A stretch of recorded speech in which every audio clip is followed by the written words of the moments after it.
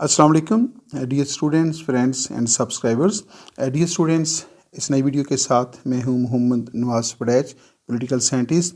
Dear students, आज का हमारा टॉपिक है European Union, history of European union. तो आज के इस वीडियो के अंदर जो है हम यूरोपियन यूनियन के ऊपर बात कर रहे हैं। यूरोपियन यूनियन से मुतल्लिक़ मुख्तलिफ इंतहाई अहम MCQs को इसमें शामिल किया गया है। लेकिन इन MCQs के अलावा जो है हम ये भी जानने की कोशिश करेंगे कि यूरोपियन यूनियन का क़याम कैसे अमल में आया और यूरोपियन यूनियन के क़याम से पहले जो है यूरोप के अंदर कौन से अदारे कायम किए गए थे जिनकी मदद से जो है यूरोप के मुख्तलिफ ममालिक के दरमियान हम आहंगी पैदा करने की कोशिश की गई। तो इसकी बैकग्राउंड के ऊपर भी खुसूसी बात होगी और साथ साथ जो है यूरोपियन यूनियन के हवाले से इंतहाई अहम MCQs जो हैं वो भी आपके साथ शेयर किए जाएंगे। तो आइए इस वीडियो के हवाले से जानते हैं। आप देख रखे हैं हमारा YouTube channel political science with Nawaz Waraich. इस वीडियो के ऊपर जो है आपका फ़ीडबैक जो है उसका हमें इंतज़ार रहेगा। उम्मीद है आप लाजमी तौर पे जो है अपना फ़ीडबैक हमारे साथ शेयर करेंगे। डियर स्टूडेंट्स, हमारा आज के इस लेक्चर का बाकायदा तौर पे आगाज़ होता है। European union that is generally known EU is a political and economic union of 28 countries. तो डियर स्टूडेंट्स, दो चार बातें यहाँ पे हम शेयर करेंगे कि यूरोपियन यूनियन जो है बेसिकली ये पॉलिटिकल एंड इकनॉमिक यूनियन है of 28 countries of Europe of European states that are located primarily in Europe. तो जो यूरोपियन यूनियन है उसमें जो 28 कंट्रीज़ हैं वो जो है वो यूरोपियन जो बराज़ यूरोप है उससे ही उनका तल्लक है। European union has an estimated population of 510 million. तो इसके जो वो मालिक जो 28 कंट्रीज़ हैं जो यूरोपियन यूनियन जिन पे मुश्तमिल है तो उनकी जो मजमूई आबादी है वो कमोपेश जो है 510 मिलियन जो है वो शुमार की जाती है। This set of MCQs contains all the relevant questions for the competitive exams to be held in Pakistan। तो इसके अंदर जो है जो MCQs शामिल किए गए हैं उसमें जो अप टू डेट पेपर्स होते हैं और जो प्रीवियस पेपर्स हैं उनसे भी मदद ली गई है और मोस्टली जो MCQs हैं वो किसी ना किसी एग्ज़ाम का हिस्सा रहे। तो इस हवाले से ये जो एपिसोड है ये उन लोगों के लिए जो मुख्तलिफ कमीशंस के इम्तिहानात दे रखे हैं उनके लिए इंतहाई ज़्यादा अहमियत का हामिल होगा। नेक्स्ट देखते हैं for the convenience of the aspirants we have given a answers to the questions. तो ये जनरल सी बात है कि हर MCQs के सामने जवाब भी दिया गया है। So solve this quiz and evaluate your preparation for the upcoming exams. Dear students, एक बात करने के बाद हम आगे चलते हैं कि जब आप क्विज़ देख रखे होते हैं तो ज़ाहिर है जब आपको क्विज़ दिया जाता है और उसके सामने उसका जवाब भी फौरी तौर पे आप तक पहुंचा दिया जाता है तो ज़ाहिर आप अपनी एवेल्यूशन ख़ुद किया करें कि क्या आपको ये क्वेश्चन और इसका आंसर पहले से मालूम था। जब आप कोई वीडियो देख रहे होते हैं किसी भी जो है यूट्यूब के ऊपर कोई भी आप वीडियो देख रहे होते हैं ख़ास तौर पे जिसका तल्लक MCQs के साथ होता है तो आप लाजमी तौर पे जो है अपनी नोटबुक पास रखा करें और क्वेश्चन के नंबर लगा लिया करें 1 2 3 4 5 और उसका जो जवाब होता है जो ही जो स्पीकर है वो जवाब क्वेश्चन बोलता है तो आपके सामने ऑप्शन आ जाते हैं तो आप फौरी तौर पे जो आपकी मेमोरी काम कर रही है उसका जवाब लिख लिया करें और फिर चेक कर लिया करें कि आपका जवाब दुरुस्त है या नहीं है। तो आप अपनी जो प्रिपरेशन है इस तरह उसकी अच्छे तरीके से एवेल्यूएशन भी कर सकते हैं। तो आइए देखते हैं इस वीडियो के अंदर जो है हमारे लिए क्या है। Council of Europe was established in, यहाँ से हम इसकी बैकग्राउंड के बारे से बात करेंगे और आगाज़ से लेकर आखिर तक जो है इंतहाई अहम MCQs इसमें शामिल किए गए हैं। The first MCQ is council of Europe was established in 1949 और 1959। The correct answer is council of Europe was established in 1949। तो बेसिकली ये है मई 1949। तो काउंसिल ऑफ यूरोप जो है ये 1949 में कायम की गई थी। यानी यूरोपियन यूनियन जो है अगरचे इसका बाकायदा तौर पे आगाज़ जो है वो 1901 के अंदर हुआ था, 1991 में हुआ था, लेकिन इसका मतलब ये नहीं है कि यहाँ से ही इसका आगाज़ हुआ। इसकी बैकग्राउंड है और हम इस बैकग्राउंड के ऊपर भी बात कर रखे हैं। तो जब ये काउंसिल ऑफ यूरोप कायम की गई तो उसके बाद जो है जो इसके कैंप करने वाली जो रियासतें थीं उनको एहसास हुआ कि जो इसका ऑब्जेक्टिव है, मेन ऑब्जेक्टिव जो था कौंसिल ऑफ यूरोप के क़याम का, वो हासिल नहीं हो रहा, तो उन्होंने मज़ीद जो है इसके ऊपर काम करना शुरू कर दिया था। नेक्स्ट क्वेश्चन है, Robert showman was the foreign minister of France और वेस्ट जर्मनी। तो रॉबर्ट शोमैन जो है he was the foreign minister of France. Robert Walpole कौन था? ही was the foreign minister of France. तो ये जो कौंसिल ऑफ यूरोप है, इसको कायम करने में और इसको आगे लेकर जाने में जो है, ये जो शख्स था whose name is Robert Schuman, इसने इंतहाई अहम किरदार अदा किया था। और फ्रांस को और जर्मनी को जो है, जो वेस्ट जर्मनी था उस वक़्त, वेस्ट जर्मनी और फ्रांस को जो पहली जंग अज़ीम में एक दूसरे के एनिमी थे, दूसरी जंग अज़ीम में भी उन्होंने एक दूसरे के ख़िलाफ़ जंग लड़ी, तो इसकी कोशिशों से जो है ये दोनों मुल्क जो है इनको एक दूसरे के करीब लाने की कोशिश की गई। और वो शख्स जो ये चाहता था कि फ़्रांस और जो वेस्ट जर्मनी है इनको एक दूसरे का करीब लाया जाए, उनको इनके दरमियान दोस्ती पैदा की जाए और माजी जो है उसको बुलाया जाए, तो उसमें बुनियादी किरदार जो है वो रॉबर्ट शोमैन का था। तो रॉबर्ट शोमैन कौन है? He was the foreign minister of France. Next देखते हैं, European coal and steel community was set up on April 18, 1975, April 18, 1977. The correct option is European Coal and Steel Community was set up on April 18, 1957. तो जो council of Europe है, जो हमने पहला question दिया था आपको, काउंसिल ऑफ यूरोप जो है वो कब कैम होती है? वो 1949 के अंदर कैम हुई। अब जो नेक्स्ट डेवलपमेंट हो रही थी, जैसा मैंने कहा कि काउंसिल ऑफ यूरोप के क़याम के बाद उनको महसूस हुआ कि जो बुनियादी ऑब्जेक्टिव्स हैं वो हासिल नहीं हो रहे, तो इसको आगे लेकर चलना चाहिए। तो फिर नेक्स्ट जो है एक और उनके दरमियान जो है एक एग्रीमेंट होता है, और जिसके तहत जो है 1957 को जो है उन्होंने क्या किया, European coal and steel community जो है वो कैम की। इसकी बैकग्राउंड मैं आपको बताता हूँ, फिर ये यूरोपियन यूनियन का जो क्याम है वो बड़ी आसानी के साथ इसकी फ़िलासफ़ी जो है वो आपको समझ में आ जाएगी। तो जब ये 1949 के अंदर जो है काउंसिल ऑफ यूरोप कैम की गई और उन्हें इस बात का जो है वो थोड़ा सा एहसास हुआ कि जो हमारा जो टारगेट है, जो हदफ हमारा है वो हासिल नहीं हो रहा, तो उन्होंने इसके ऊपर मज़ीद काम करना जो था शुरू कर दिया। इसमें जो बुनियादी रियासतें थीं वो जर्मनी जो है वो भी इस काउंसिल ऑफ यूरोप का हिस्सा था, और फ्रांस जो है वो भी काउंसिल ऑफ यूरोप का हिस्सा था। तो फ्रांस की तरफ से ये तजवीज़ पेश की गई, यानी इस एग्रीमेंट को कामयाब करने के लिए, कि फ़्रांस और जर्मनी जो हैं ये दोनों रियासतें जो हैं मिलकर जो कोयला है, जो आयरन है और जो स्टील है, इनके जो कारखाने हैं फ़्रांस के अंदर और जर्मनी के अंदर जो है, इनको जो है आपस में इनकी कोई कोऑर्डिनेशन होनी चाहिए, और इनको जो है आपस में जो है फ्रीली जो है वो लेन देन होना चाहिए। कौन से 3 शोबों के अंदर? कोयला, कोल, आयरन और स्टील। तो ये प्रपोज़ल पेश की गई, यानी ये फ्रांस ने प्रपोज़ल पेश की कि फ़्रांस और जर्मनी को चाहिए कि इनके पास जो कोयले के कारखाने हैं, जो आयरन के कारखाने हैं, या स्टील के जो बड़े बड़े कॉरपोरेशंस हैं, कारखाने हैं, उनको आपस में जो है वो मिला देना चाहिए और उनकी आपस में कोऑर्डिनेशन करनी चाहिए, और उनके ऊपर दोनों रियासतों का जो है कंट्रोल होना चाहिए, ताकि वो आज़ादाना तौर पे जो है एक दूसरे के एक्सपीरियंस से भी फ़ायदा उठा सकें और लेन देन भी कर सकें। तो ये इसका जो है वो एजेंडा था आगाज़ में जो है। और इसमें जो फ्रेंच फॉरेन मिनिस्टर था शोमैन जो है, रॉबर्ट शोमैन, उसने मरकज़ी किरदार जो था वो अदा किया था। इसका जो है ये तजवीज़ जब सामने आई और इसके ऊपर फिर उन्होंने होमवर्क जो था वो शुरू कर दिया, और इसी प्रपोज़ल को जो है शोमैन प्लान भी का नाम दिया गया था, यानी बाद में इसको कहा गया कि शोमैन प्लान। तो ये प्रोसेस चलता रहा, इसके ऊपर काम होता रहा, और शोमैन जो था, जो रॉबर्ट शोमैन था, जो कि फ्रेंच फॉरेन मिनिस्टर था, उसने एक तजवीज़ पेश की। उसने ये तजवीज़ पेश की कि जर्मनी और फ्रांस जो हैं उनकी जो बुनियादी इंडस्ट्री हैं, बेसिक जो उनकी इंडस्ट्री हैं, जो कोल और स्टील से जो है मुतल्लक हैं, जो बड़े बड़े उनकी फर्म्स हैं, कारखाने हैं, उनको इकट्ठा मिला देना चाहिए।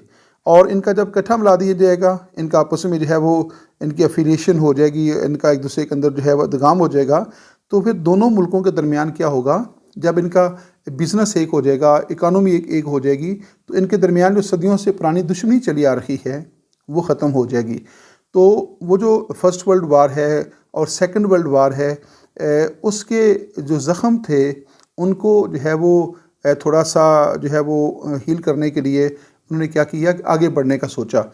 और आगे बढ़ने के लिए उन्होंने क्या किया कि मुश्तरका बिज़नेस करना चाहिए, मुश्तरका कारोबार करना चाहिए और लेन देन जो है वो मुश्तरका करना चाहिए, ताकि वो दुश्मनी जो है वो ख़त्म हो और आगे जो है हम मुश्तरका मफादात जो हैं हमारे, उनको आगे लेकर चलें।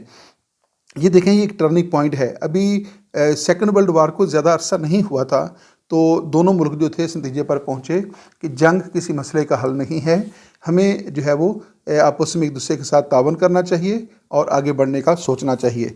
तो ये जो प्रपोजल्स थी ये शोमैन ने पेश की कि जर्मनी और फ्रांस जो हैं, जर्मनी से मुराद यहाँ पे है वेस्ट जर्मनी, तो उन्हें जो है वो मुश्तरका जो है वो स्टील मिल्स जो है वो लगानी चाहिए ताकि दुश्मनी जो है वो ख़त्म हो। और इस ज़िम्न में जो है एक बयान भी दिया गया शोमैन की तरफ से, और उसमें बड़ा बुनियादी बात थी। उसने कहा कि जब हमारी जो बुनियादी सनतें हैं, जो हमारी बुनियादी इंडस्ट्री है, हमारे कारखाने हैं, उनके दरमियान जब रब्ता हो जाएगा और आज़ादाना तौर पे वो लेन देन करेंगे, तो इससे का नतीजा क्या निकलेगा, जर्मनी यानी वेस्ट जर्मनी और फ्रांस के दरमियान जो है ना सिर्फ जंग के इम्कानात ख़त्म हो जाएंगे, बल्कि इन दोनों मुल्कों को मुआशी तौर पे और मादी तौर पे भी जो है वो बहुत ज़्यादा फ़ायदा होगा। और इस तंज़ीम के क़याम से जो मुश्तरका कोल और मुश्तरका स्टील के कारखाने के हवाले से होगी, जो एक तंज़ीम क़याम होगी, तो इससे क्या होगा कि इन दोनों मुल्कों के दरमियान जो है ना सिर्फ आहंगी पैदा होगी, बल्कि जो दीगर यूरोपियन कंट्रीज़ हैं, यानी इसके फ़ायदे इतने होंगे कि दीगर यूरोपियन कंट्री जो हैं वो भी इसका लाजमी तौर पे हिस्सा बनने की कोशिश करेंगे। और इन्हीं कोशिशों के तहत जो है फिर ये सेटअप जो था आगे बढ़ा। और इसी MCQs को हम दोबारा डिस्कस करते हैं कि European coal and steel community was set up on April 18, 1957। यानी ये इसकी बैकग्राउंड थी, और उसकी बैकग्राउंड के अंदर जो है फिर ये आखिरकार जो है ये एक कोल एंड स्टील कम्युनिटी जो है वो कायम करने में कामयाब हो गए। अब देखते हैं आगे जो है, नेक्स्ट स्लाइड है। European coal and steel community was establish between France and Germany. तो ये किन मुल्कों के दरमियान हुआ, फ्रांस एंड जर्मनी के दरमियान जो है European coal and steel community जो है वो कायम की गई। कब कायम की गई, 1957 को। आगे नेक्स्ट क्वेश्चन की तरफ चलते हैं। ये है यूराटम मींस, ये बेसिकली है यूरोपियन एटम जो है उसको जो है उससे ये टर्म ली गई है। Euratom means European atomic energy authority and European auto machinery authority. The Euratom is European atomic energy authority. तो ये जो मुल्क थे जो मुश्तरका जो है वो बिज़नेस करना चाहते थे और एक दूसरे के करीब आ रहे थे, तो इन पर मुश्तमिल जो है एक और तंजीम कायम की गई, Euratom, which means European atomic energy authority जो है वो कायम की गई थी। अब ये जो यूरोपियन एटॉमिक एनर्जी अथॉरिटी कायम की गई, इस इदारे का जो बुनियादी मकसद ये था कि रियासतों के दरमियान जो ख़दशात हैं, जो शकूक व शुबहात हैं, वो ख़त्म हो जाएंगे।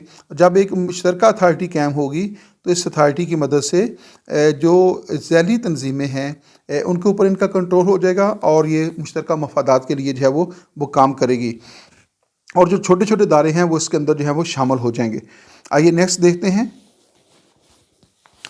European economic community was established on July 1, 1967। तो फर्स्ट जो इंस्टीट्यूशन था वो क्या था, वो था काउंसिल ऑफ यूरोप।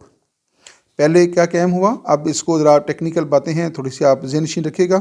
पहले जो है काउंसिल ऑफ यूरोप कब कायम हुआ, 1949 के अंदर। 1949 को जो है काउंसिल ऑफ यूरोप का क़याम अमल में आया, और फिर 1957 के अंदर जो है 1957 में जो है जो कोल एंड स्टील कम्युनिटी कायम की गई थी वो 1957 के अंदर कायम की गई। और उसके कुछ अर्सा बाद 1967 को जो है, यानी 1960 यकम जुलाई 1 1967 को जो है यूरोपियन इकनॉमिक कम्युनिटी, जिसको आमतौर पे यूरोपियन कम्युनिटी कहा जाता है या यूरोपीय बरादरी कहा जाता है, EU यूरोपियन इकनॉमिक कम्युनिटी जो है उसको जो है कैम किया गया था। European economic community was established on July 1 1967। और यही जो यूरोपियन इकनॉमिक कम्युनिटी है वो आगे जाकर जो है वो यूरोपियन यूनियन में तब्दील हो जाती है। तो आप ज़रा इसको मैं दोबारा आपको बता दूं ताकि आपके ज़हनशीन रहे। इन 1949 कौंसिल ऑफ यूरोप का क़याम अमल में आया। 1957 को जो है कोल एंड स्टील कम्युनिटी का क़याम अमल में लाया गया। और 1967 को जो है यूरोपियन इकनॉमिक कम्युनिटी जो है वो कैम की गई। और फिर 1991 को जो है यूरोपियन यूनियन जो थी वो कैम कर दी गई।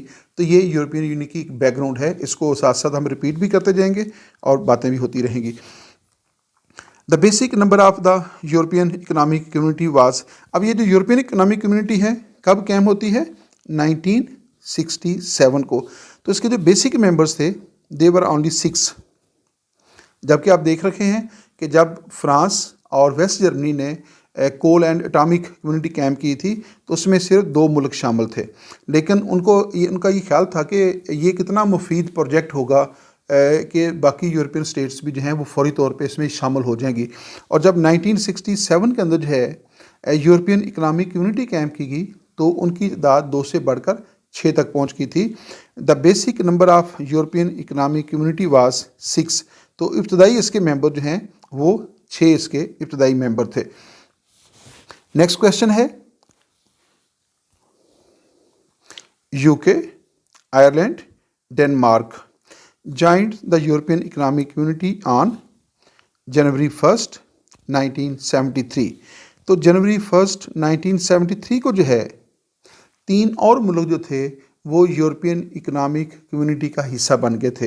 यूरोपियन इकनॉमिक कम्युनिटी में आपको दोबारा रिवाइज कर रखा हूँ कब कैम होती है, 1967 के अंदर, और उस वक्त उसके 6 मेंबर थे। तो 1973 के अंदर जो है 3 और मुल्क शामिल हो गए और ये तादाद बढ़कर जो है कितनी हो जाती है? 9 हो जाती है।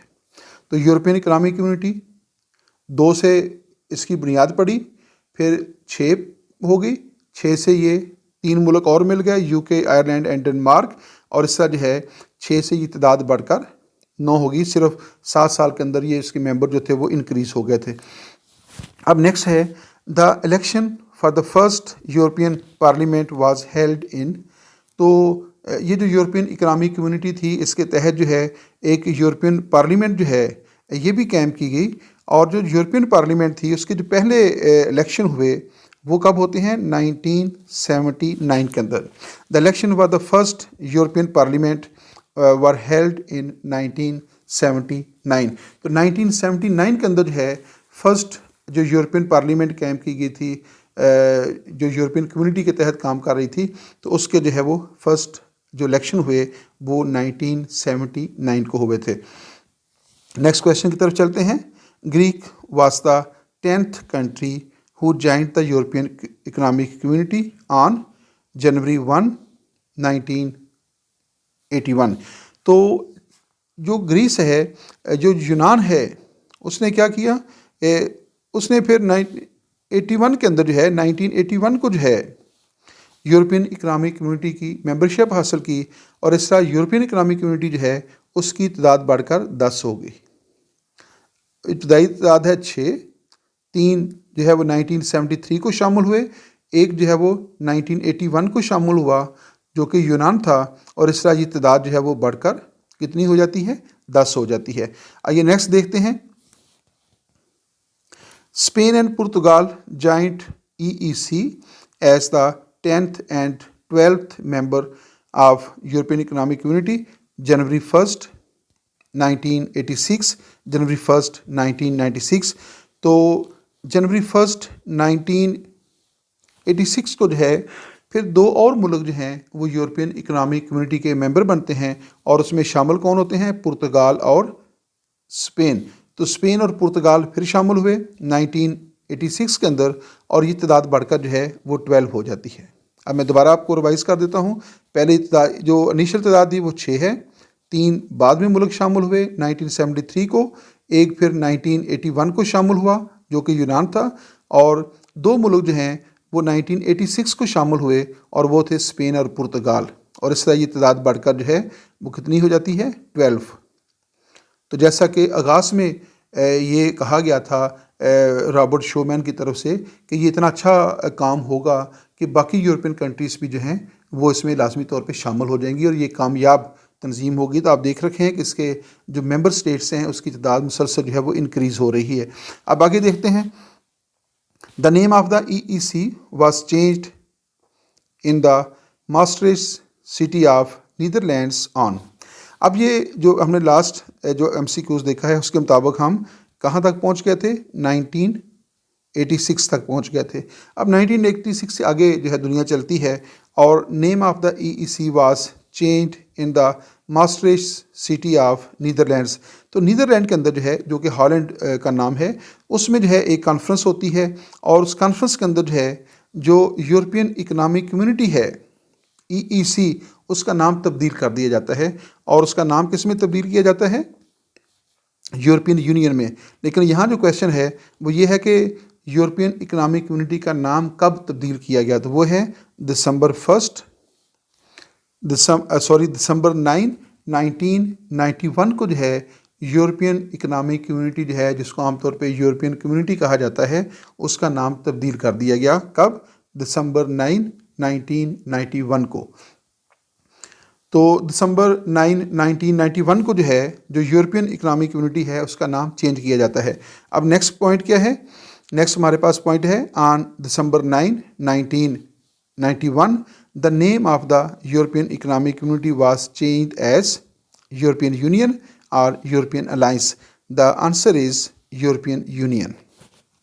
तो जो यूरोपियन इकनॉमिक कम्युनिटी थी उसका जो नाम है वो 9 दिसंबर 1991 को, ऑन दिसंबर 9 1991 को उसका नाम तब्दील कर दिया गया और उसका जो नया नाम था, न्यू नेम था, वो क्या था, यूरोपियन यूनियन। तो यूरोपियन यूनियन पहले क्या थी, यूरोपियन यूनियन पहले है यूरोपियन इकनॉमिक कम्युनिटी, लेकिन ऑन दिसंबर 9 1991 को जो है the name of the European economic community was changed and the new name of this organisation was European union. तो यूरोपियन यूनियन जो है उसकी बुनियाद कब रखी गई, ऑन दिसंबर 9 1991। दिसंबर 9 1991 को जो है यूरोपियन यूनियन जो है उसका क्याम अमल में आया। तो अगर आपसे पूछा जाता है कि यूरोपियन यूनियन जो है कब कैम की गई, तो उसका जवाब क्या है, ऑन दिसंबर 9 1991। आइए नेक्स्ट देखते हैं। Australia, Sweden and Finland joined the European Union in 1995-1999. The correct answer is 1999. तो मैं आपको बता चुका हूँ, फिर मैं आपको बता रखा हूँ इसके जो इनिशियल मेंबर्स थे वो कितने हैं, वो हैं 6, 3 मेंबर बाद में शामिल हुए, 1 मेंबर फिर मज़ीद शामिल हुआ, 2 मुल्क स्पेन और पुर्तगाल फिर शामिल हुए, और 3 मुल्क जो हैं ये देखें, ऑस्ट्रेलिया, स्वीडन एंड फिनलैंड, ये भी इसमें शामिल हो गए। तो इसके मेंबर तादाद जो हैं वो बढ़कर कितनी हो जाती है, 15।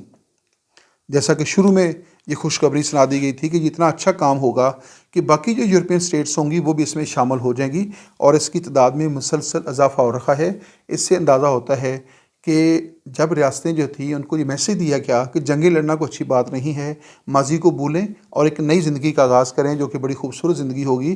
तो मिलजुल कर रहें, आपस में हमआहंगी होनी चाहिए, आपस में इत्तेहाद होना चाहिए और मिलजुल कर जो है इंसानी जो मसाइल हैं उनको हल करना चाहिए।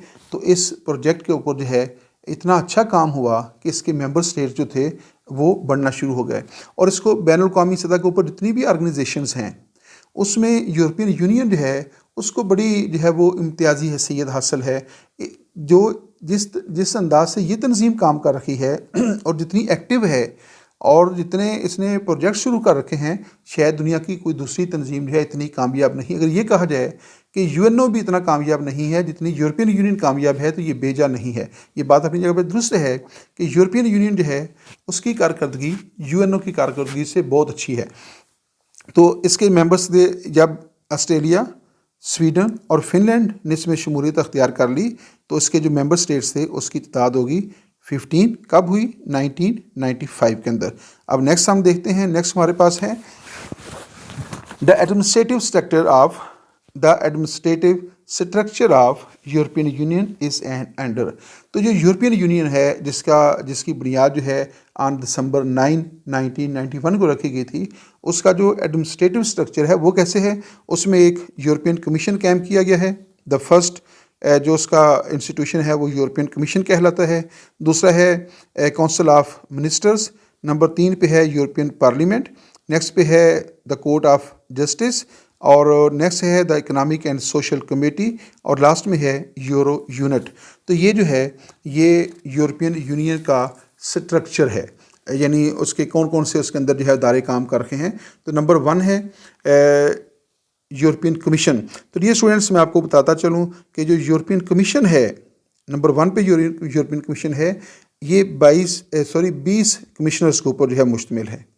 यूरोपियन कमीशन जो है इसके अंदर 20 मेंबर्स होते हैं जो कि कमिश्नर्स कहलाते हैं और इसके अंदर जो है जो मेंबर स्टेट्स हैं उनकी हुकूमतों को जो है उनकी हुकूमतों की जो पार्लियामेंट्स होती हैं उनकी मंजूरी से जो है इसके मेंबर्स जो हैं वो शामिल होते हैं। लेकिन इसमें जो 5 बड़े मुल्क हैं जिसके अंदर आप नोट करते जाइएगा, जिसमें है फ्रांस, जर्मनी, इटली, स्पेन और बरतानिया, जो कि अब तो एग्ज़िट कर चुका है, लेकिन पहले जो है ये जो 5 बड़े मुल्क हैं इनके 2-2 मेंबर्स हैं और इनको जो है वो ज़्यादा नुमाइंदगी दी गई है, फ्रांस, जर्मनी, इटली, स्पेन और बरतानिया। तो ये जो 5 बड़े मुल्क हैं यूरोप के जो है, इनके जो यूरोपियन कमीशन है उनके 2-2 मेंबर्स हैं और बाकी जो रुकन मुल्क हैं या बाकी जो गैर रुकन मुल्क हैं जिनको वैसे अब ऑब्जर्वर के तौर पे लिया गया है तो उनको जो है वो नुमाइंदगी जो है वो कम है। तो ये तो है यूरोपियन कमीशन। तो यूरोपियन कमीशन जो है इसका जो हेड क्वार्टर है वो बेल्जियम के अंदर कायम किया गया है और इसका जो प्रेसिडेंट होता है वो 1 साल के, इसका प्रेसिडेंट जो है 2 साल के लिए जो है मुंतखब होता है। तो ये मोटी सी बात है यूरोपियन कमीशन के हवाले से। नेक्स्ट है काउंसिल ऑफ मिनिस्टर्स। तो जो काउंसिल ऑफ मिनिस्टर्स है, ये जो मेंबर स्टेट्स हैं उसमें से जो उनकी जो टोटल, तो इसकी मेंबर स्टेट हैं इस वक्त 28, यानी यूरोपियन यूनियन के जो टोटल मेंबर स्टेट्स हैं उनकी तादाद है 28। तो 28 इसकी टोटल मेंबर स्टेट्स हैं, लेकिन ये जो रुकन ममालिक के 15 हुकूमतों के जो वज़रा ख़ारजा हैं उनके जो है वो उन पर मुश्तमिल जो है एक यूरोपियन काउंसिल ऑफ मिनिस्टर जो है वो कायम की गई है। तो जो काउंसिल के जो फ़ैसले हैं उनको हतमी शक्ल देते हैं और अहम मामलात के ऊपर जो है वो अपनी राय भी देते हैं।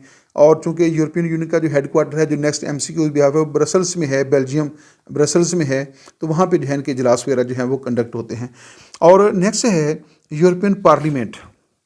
यूरोपियन पार्लियामेंट जो है ये यूरोपियन यूनियन का जो है एक इंतहाई अहम अदारा है और इसका जो इंतखाब है यूरोपियन पार्लियामेंट का जो है ये रुकन ममालिक जो हैं वो उसके मेंबर्स स्टेट जो हैं वो करती हैं और जो यूरोपियन यूनियन का जो बजट है उसकी तैयारी भी यूरोपियन पार्लियामेंट करती है और दीगर जो इश्यूज़ हैं, जो यूरोपियन पार्लियामेंट के जो मसाइल हैं, यूरोपियन यूनियन के जो मसाइल होते हैं उनको भी ये डिस्कस करती है, उनका जो सलूशन भी निकालती है।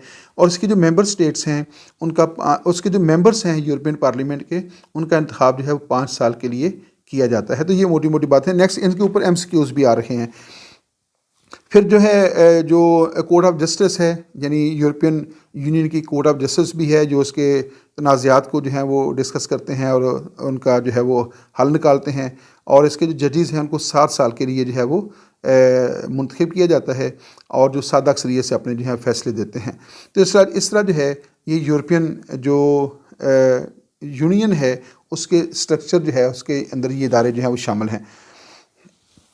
आइए नेक्स्ट पर देखते हैं तुर्की एंड यूरोपियन यूनियन। तो डियर स्टूडेंट्स, तुर्की जो है उसका भी कुछ हिस्सा जो है बर-ए-आज़म यूरोप में वाक़या है और इसलिए जो है जैसा कि आपको जानते हैं नेटो जो है उसमें तुर्की को जो है वो शामिल किया गया है और तुर्की की हमेशा ये ख्वाहिश रखी है कि उसको यूरोपियन यूनियन का जो है मेंबर बनाया जाए। लेकिन यूरोपियन यूनियन का मेंबर बनने के लिए जो शराइत रखी जाती हैं शायद तुर्की जो है उन शराइत को जो है वो सही तौर पे पूरा करने में नाकाम रखा है। इसलिए जब भी तुर्की ने कोशिश की कि उसको जो है यूरोपियन यूनियन का हिस्सा बनाया जाए, तो तुर्की जो है उसको मायूसी का जो है वो सामना करना पड़ा है, और कोशिश के बावजूद भी जो है तुर्की ताहाल जो है वो यूरोपियन यूनियन का हिस्सा नहीं बन सका। उसके रास्ते में जो एक रुकावट है वो ये भी हो सकती है कि तुर्की चूँकि एक मुस्लिम स्टेट है और यूरोपियन यूनियन के अंदर जो है उसकी गुंजाइश जो है वो नहीं रखी गई। तो बहरहाल उसके बहुत सारे इश्यूज़ भी हो सकते हैं, पॉलिटिकल भी हो सकते हैं और बहुत सारे मामला हो सकते हैं। तो तुर्की, लेकिन यहाँ इसको हम डिस्कस इसलिए कर रहे हैं कि तुर्की की ख्वाहिश है, तुर्की की कोशिश है उसको मेंबर बनाया जाए, लेकिन ताहाल जो है तुर्की जो है वो इसमें कामयाब जो है वो नहीं हुआ, और हमेशा जब भी उसकी कोशिश की उसको जो है मायूसी का जो है वो सामना करना पड़ा है। The first constitution of European Union was promulgated on June 18, 2004 or June 18, 2009. The correct answer is June 18, 2004। तो 18 जून 2004 को जो है जो यूरोपियन यूनियन है उसका पहला जो कॉन्स्टिट्यूशन है वो जो था वो नाफज किया गया। आइए नेक्स्ट देखते हैं। Were European unions where is European Union's headquarter is located? Where European Union's headquarter is located? मैं आपको पहले बता चुका हूँ कि यूरोपियन यूनियन का जो हेडक्वार्टर है वो ब्रसल्स के अंदर है, जो कि बेल्जियम का हेडक्वार्टर है। तो बेल्जियम के शहर ब्रसल्स के अंदर जो है यूरोपियन यूनियन का हेडक्वार्टर जो है वो कैंप किया गया है। आइए नेक्स्ट देखते हैं। नेक्स्ट हमारे पास पॉइंट है the 785 members of the European Parliament, MEPs। MEPs का मतलब है Member of European Parliament are directly elected by EU citizens every 5 years। तो जो यूरोपियन यूनियन के जो स्टेट्स हैं वो यूरोपियन पार्लियामेंट का जो है वो 5 साल के लिए इंतखाब करती हैं। हर 5 साल के बाद जो है यूरोपियन पार्लियामेंट का जो है वो इंतखाब किया जाता है, और वो directly elected by EU, European union से उनका इंतखाब जो है वो डायरेक्ट जो है वो किया जाता है 5 साल की मुद्दत के लिए। Which country became the 28th member of the EU? EU means European Union. Which country became the 28th member of the EU on 1st June 2013? तो जो यूरोपियन यूनियन है उसका जो 28वां मुल्क है, 28वां मेंबर स्टेट जो है वो कौन सी है? Which country became the 28th member of the EU on 1st July 2013? The number 1 is Croatia, number 2 is Turkey. The correct answer is Croatia. Crochet जो है वो 1 जुलाई 2013 को जो है इसका मेंबर बना, और इस तरह वो उसकी जो मेंबरशिप नंबर है वो है 28th। तो इस वक्त जो है जो EU है, यूरोपियन यूनियन जो है, उसके टोटल मेंबर्स की तादाद जो है वो 28 है। तो अभी अगरचे जो है वो जो UK है, ब्रिटिश जो है, उसने एग्ज़िट कर लिया है, लेकिन अभी उसकी एग्ज़िट जो है वो प्रोसेस में है, अभी वो मुकम्मल नहीं हुई। तो जब वो प्रोसेस मुकम्मल हो जाएगा तो फिर इसके मेंबर तादाद जो है वो 27 हो जाएगी, लेकिन फ़िलहाल जो है आज तक जो है इसकी मेंबर स्टेट्स की तादाद जो है वो 28 ही है। आइए नेक्स्ट देखते हैं। Which country opted to exit the European Union on 24 June 2016 after a referendum was held? कौन सा मुल्क है जिसने जो है वो 24 जून 2006 को जो है रेफरेंडम के ज़रिए जो है यूरोपियन यूनियन से एग्ज़िट करने का जो था वो फ़ैसला किया था? फ्रांस और इंग्लैंड, और उसका दूसरा ऑप्शन है इंग्लैंड। तो इंग्लैंड जो है, UK जो है वो रियासत है जिसने बाकायदा तौर पे जो है EU से निकलने के लिए अपने यहाँ रेफरेंडम करवाया, और उस रेफरेंडम के अंदर जो है जो अक्सरियत थी उसने फ़ैसला दे दिया कि बरतानिया को यूरोपियन यूनियन से एग्ज़िट कर जाना चाहिए, और इस तरह जो है वो बरतानिया जो है इस फैसले के मुताबिक जो है वो इससे निकल रहा है, और जब ये प्रोसेस मुकम्मल हो जाएगा तो बरतानिया फिर इसका मेंबर जो है अब नहीं रहेगा। नेक्स्ट है, when did the European union launch its currency euro for the public? तो यूरो की जो यूरोपियन यूनियन है उसके एक करेंसी लॉन्च की है जो कि यूरो कहलाती है। तो आपने बताना ये है कि यूरो करेंसी का आगाज़ कब किया गया? On January 1st 1999, on January 1st 2002। The correct option is January 1st 2002। January 1st 2002 को जो है यूरोपियन यूनियन की तरफ से जो है बाकायदा तौर पे एक करेंसी जो है वो उसको लॉन्च किया गया है, और the name of that currency is euro. तो यूरो करेंसी जो है उसका आगाज़ कब किया गया है? जनवरी 1st 2002 को। आइए नेक्स्ट देखते हैं, हमारे पास नेक्स्ट ऑप्शन है Europol. Europol means Europolis.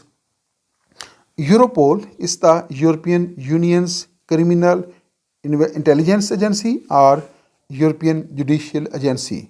Europol is European Union's, यानी यूरोपोल यूरोपियन यूनियन की क्या है? Number 1 criminal intelligence agency, number 2 European judicial agency. The correct answer is criminal intelligence agency. Europol is the European Union's criminal intelligence agency। जिस तरह interpole है international police, इस तरह जो है यूरोपोल है जो कि यूरोपियन यूनियन के जो मेंबर्स मालिक हैं उनके डिसिप्लिन को मेंटेन करने के लिए और उसके जो रूल्स एंड रेगुलेशन हैं उनको मेंटेन करने के लिए बनाई गई है। तो ये क्रिमिनल इंटेलिजेंस एजेंसी है जिसका नाम जो है वो यूरोपोल रखा गया है। आइए नेक्स्ट देखते हैं कौन सा MCQ है। What is the number of the members of the parliament of European union. तो जो यूरोपियन यूनियन है उसके जो मेंबर्स स्टेट्स हैं उनकी तादाद कितनी है? 736, 732। The correct answer is 732। The total number of the members of the European union parliament is 732। आइए नेक्स्ट क्वेश्चन की तरफ चलते हैं। वाई डिड डेविड कैमरून, जो कि बरतानिया का वज़ीर आज़म था, why did David Cameron UK prime minister resign on 24 June 2016। तो एक तो आप ज़हन में रखिएगा कि अभी हम इस क्वेश्चन को देख चुके हैं कि ऑन जून 24 2016 को बरतानिया के अंदर जो है रेफरेंडम हुआ था। किस बात के ऊपर? इस बात के ऊपर वहाँ पे रेफरेंडम हुआ कि बरतानिया को यूरोपियन यूनियन के अंदर रहना चाहिए या एग्ज़िट कर जाना चाहिए। तो उस रेफरेंडम के बाद जो है चूँकि बरतानवी अवाम ने उसमें ये अक्सरियत से फ़ैसला दे दिया था कि बरतानिया को एग्ज़िट कर देना चाहिए। तो चूँकि डेविड कैमरून जो है वो हुकूमत में थे और हुकूमत की ख्वाहिश ये थी कि हम जो है वो यूरोपियन यूनियन का हिस्सा रहें, लेकिन बरतानवी अवाम जो थे वो उसके हक़ में नहीं थे। तो नतीजा क्या निकला कि जब हुकूमत की जो ओपिनियन थी, हुकूमत की जो पॉलिसी थी, उसके ख़िलाफ़ अवाम ने फ़ैसला दे दिया। तो डेविड कैमरून जो था, जो उस वक्त बरतानिया का वज़ीर आज़म था, उसने फौरी तौर पे रिज़ाइन दे दिया।